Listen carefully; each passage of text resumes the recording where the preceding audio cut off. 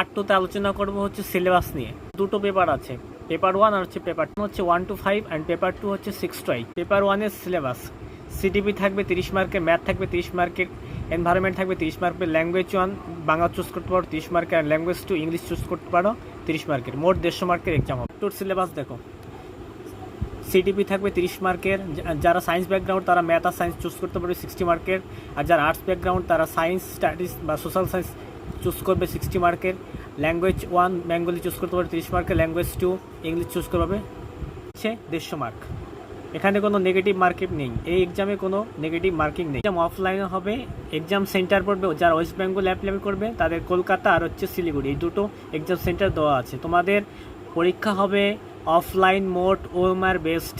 Application চলবে 17 তারিখ থেকে 16 তারিখ পর্যন্ত। হচ্ছে মর্নিং শিফট হয়, আর পেপার 1 হচ্ছে ইভিনিং শিফট, 9:30 থেকে 12টা। পেপার 2 চলবে 2:30 থেকে 5টা।